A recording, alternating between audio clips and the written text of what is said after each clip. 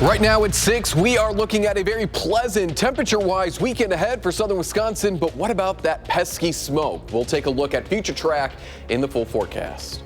Plus, a Madison man charged at a shooting that injured 2 teenagers is sentenced today. How long he'll be behind bars. And later, a group of Columbia County residents pushing back against a wind project, where they're trying to move forward with a health and safety ordinance. And we welcome you to News 3 Now at 6. Good evening. I'm Eric Franke. Sarah is off tonight, and we're going to start off with the weather, where the air quality alert remains in effect.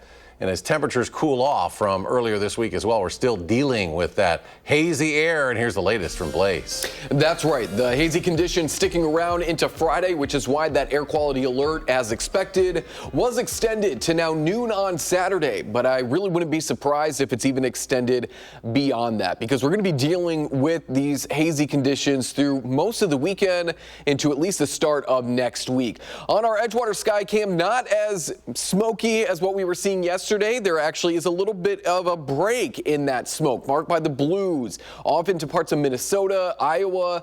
That's where we see those yellows, those oranges. That is thicker smoke that has since pushed out of parts of Crawford as well as Grant and Lafayette counties. So that is some good news, but it's not moving anywhere really. It's going to be moving west and then it's going to move back east as we go Friday, further into Saturday and then into Sunday. So the air quality right now is looking unhealthy for most to moderate in parts of Columbia as well as Dane, Dodge, and Jefferson counties.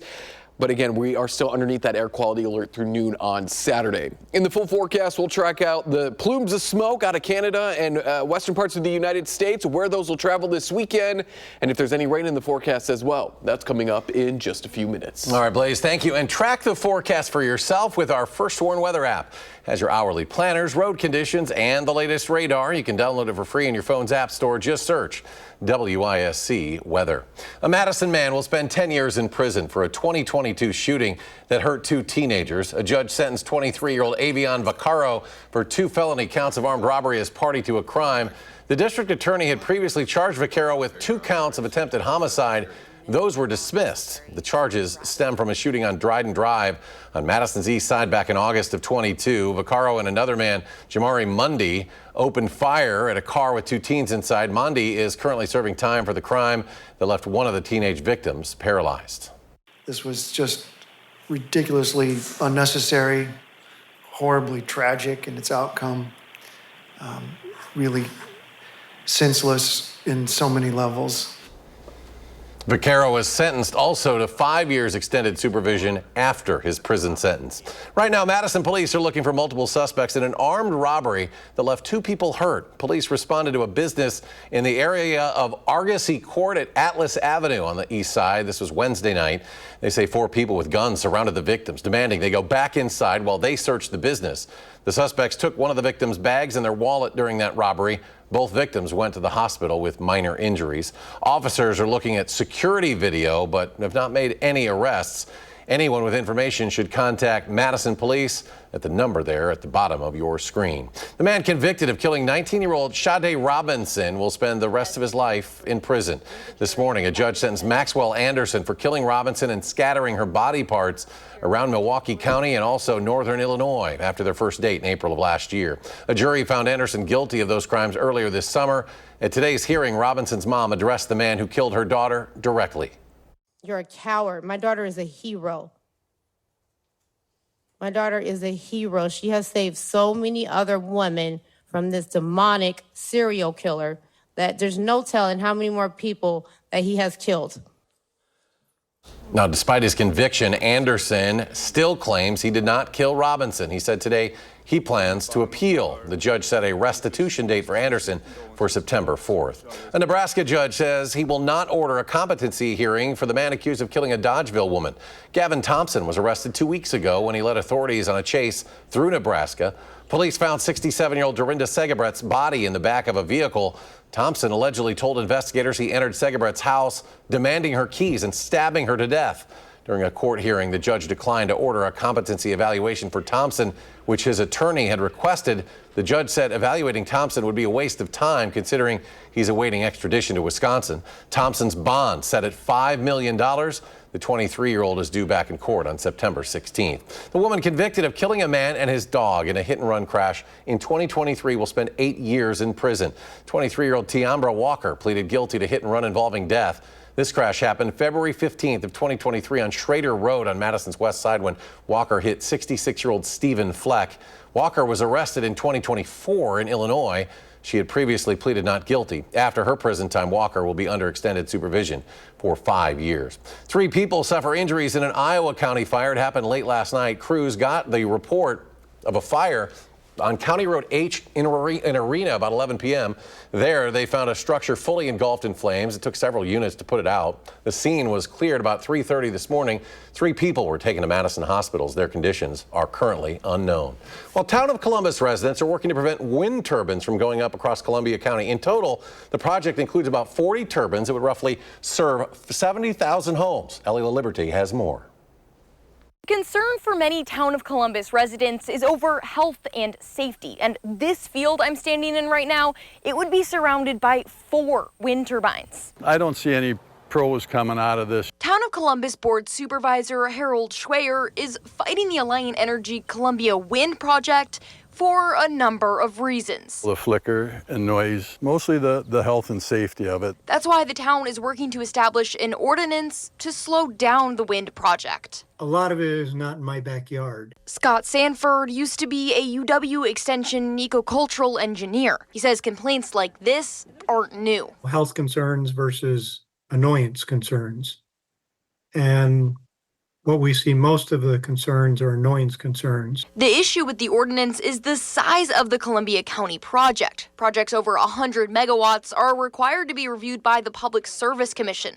Therefore, a project of this size is regulated by the state. You know, if we have no control over things that happen in our area and can't voice our opinions and control anything, why not just let the county run everything? In a statement to News 3 Now, Alliant Energy says in part, quote, "We continue to follow all regulatory, environmental, and governing rules in order to provide safe, reliable energy." As communities grow, we need more electrical energy, and it's got to come from someplace. But whether or not it makes a difference, Schweyer says the ordinance is the voice of the people. They wanted something done. They wanted to be heard. Reporting in the Town of Columbus, Ellie LaLiberté, News 3 Now. Ellie, thank you. The ordinance is being drafted by a lawyer the town is working with. The Wisconsin Supreme Court swearing in its newest member today. Susan Crawford is taking the place of retiring Chief Justice Ann Walsh Bradley. Wisconsinites elected Crawford back in April. She beat Republican-backed candidate Brad Schimmel, securing a liberal majority for the Supreme Court in Wisconsin. The historic race broke the national record for spending on a judicial election. Coming up on News 3 Now at 6, helping local students start the school year ready to succeed. Plus, you can help the Madison Police Department's canines with a round of golf. We'll be right back.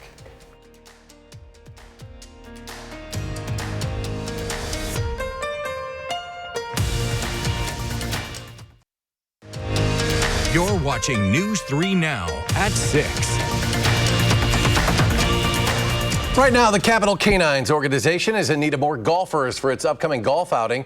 The fun starts at 8:30 in the morning, August 18th at Lake Windsor Country Club. Organizers are also in need of a few hole sponsors and silent auction items. All proceeds go to support the working canines of the Madison Police Department, and those hard-working dogs will be on hand at the event. Since 2004, Capital Canines has provided all the funding for the Madison PD Canine program, except for the officers themselves. Through community fundraising, Capital Canine supports the canine, the squad car, veterinary services, protective equipment, and canine safety equipment. Taxpayer funds are not used for those expenditures. The News 3 Now Back to School Supply Drive returns next week, and we're helping local students start the school year ready to succeed in partnership with the Boys and Girls Club of Dane County. From August 4th through the 15th, we're collecting essential school supplies to support thousands of students across Dane County. Our big kickoff event, Stuff the Bus, will be held Monday at Walgreens on University Avenue. That's across from Hilldale. We'll be there from 6 a.m. to 6:30 p.m. And you can help by dropping off supplies or making a donation during those events. So let's stuff the bus and make a difference together. For details, you can visit channel3000.com. The CDC says nearly 4% of U.S. kindergartners had an exemption for a required vaccination last school year. That report shows coverage for all vaccines, including the measles, was lower than the year before. Due to those exemptions, about 138,000 new school children went without one state-mandated vaccine.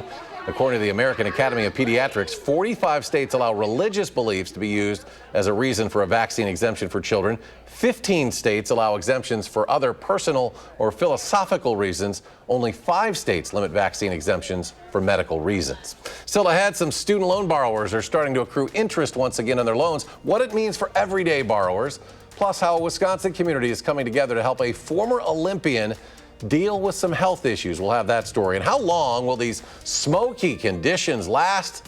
Blaze returns. Complete forecast when we come back.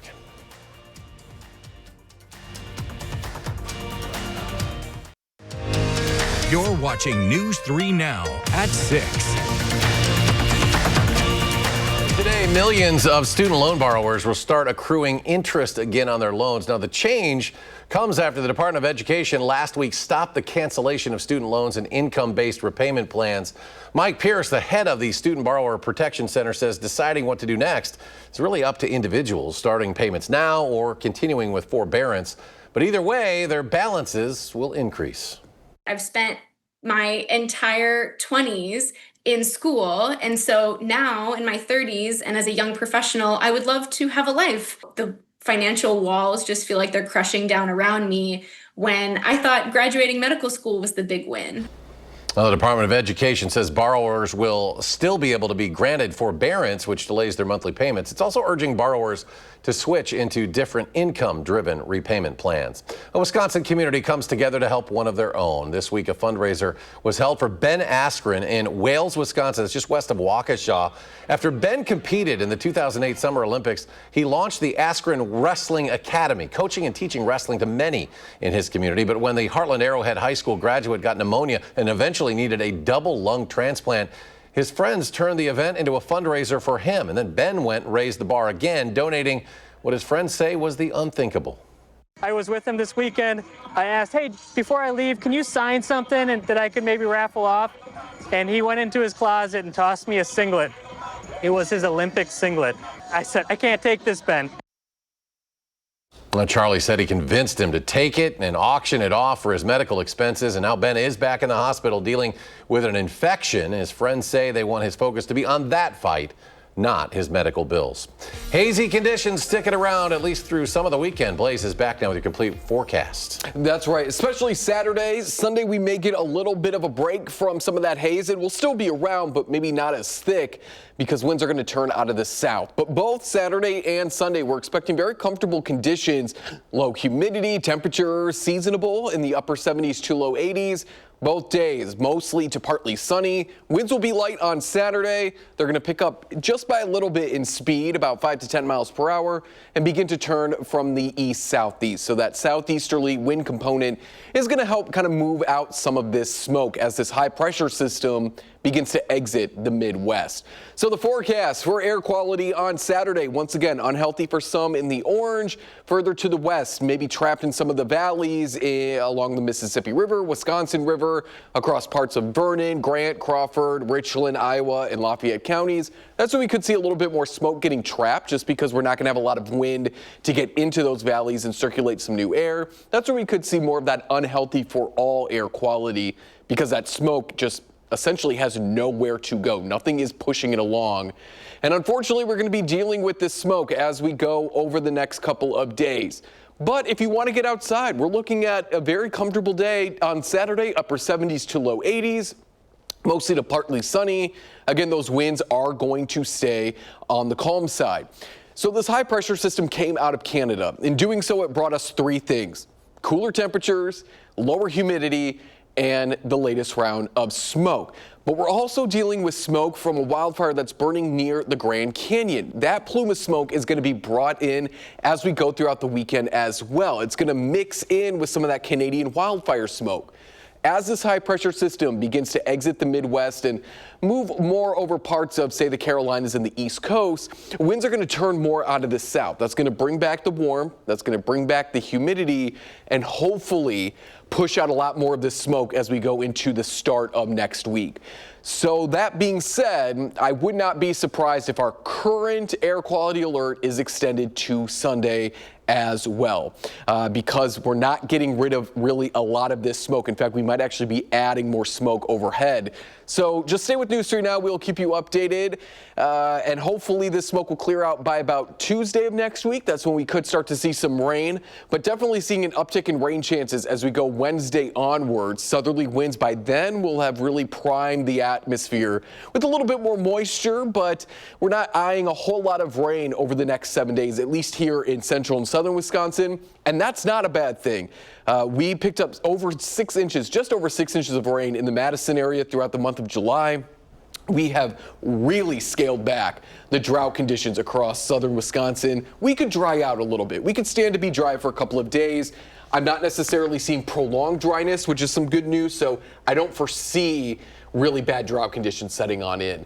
And in fact, we have some rain chances starting Tuesday, but I think Thursday, Friday, Saturday of next week, when temperatures are a little bit warmer, we'll probably have a better chance for some rain. But it's just so unfortunate that the weekend's here, it's finally not humid out, and it's smoky. Yeah, well, you get that northerly wind, like you said, I think last hour. You get the cooler temperatures, but you also, it's coming with it is the smoke. Yeah, and it's going to be, unfortunately, that way, I think, until the wildfires in Canada are put out, just, you know, because they're to our north and west. Northwesterly winds are going to bring it down. Hopefully a solution soon. Blaze, thank you. We'll check this one out.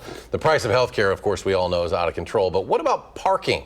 One California woman was actually charged almost $8,000 to park at Glendale Memorial Hospital. She was only there for 45 minutes.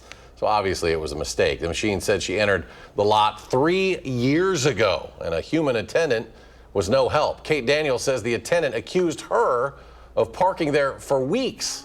Well, the right people finally got involved. Parking Company of America and the hospital both apologized for the mistake and issued a refund. Yeah, I would hope. I think I'd have just driven right through the gate. Yeah, right. Well, the Badger volleyball team will try to replace the National Player of the Year coming up in sports, who they think might be the program's next superstar to replace Sarah Franklin. That's all next. Stay with us.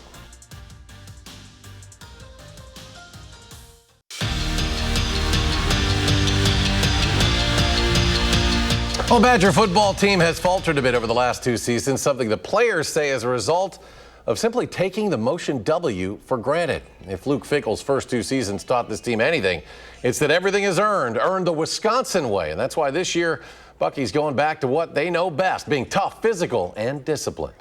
Just getting back to playing the game the right way. And, you know, like I said, playing the game the right way can mean a lot of different things to a lot of people. I think for us, just being the most toughest, you know, physical, nasty, and disciplined team. You know, when you look up Wisconsin football and the tradition and history, kind of what pops up and what does it make you think of? I think that's what we're trying to get back to. I think a lot of it's just like our mentality coming into this year. I mean, we're going to be the more physical team, and we're going to try to wear people down, try to get back to old Wisconsin football. Well, replacing Sarah Franklin, a National Player of the Year, is no simple task, but by bringing in Mimi Collier, Wisconsin volleyball might have found its next superstar. The Oregon transfer brings the Badgers a big hitter who can fill the void of a sensational senior class that graduated last season. Collier is on the watch list to win National Player of the Year and chose to take her talents here to Madison because of the program's history and the incredible fan base. I got on the phone with Kelly and, we talked about Wisconsin and the history of it. When you say Wisconsin volleyball, people know what that means. And I've just been really excited to get in here and kind of be a part of that program. I'd played here twice in my career before deciding to transfer. And I'll tell the story over and over about how as soon as those doors opened, people came flooding in, like literally sprinting into the crowd. The general admission section filled up in seconds with still like an hour for the game. These fans are just so passionate about supporting us, and they just love the sport of volleyball. And so, again, like she said, supporting us as female student athletes, and it's so incredible, and it's like nowhere else. Our Brewers looking to get back in the win column after failing to sweep the Cubs the other day. Right now, taking on the Washington Nationals out in D.C. This one top of the third, tied at 1. We'll have the highlights tonight on News 3 Now at 10.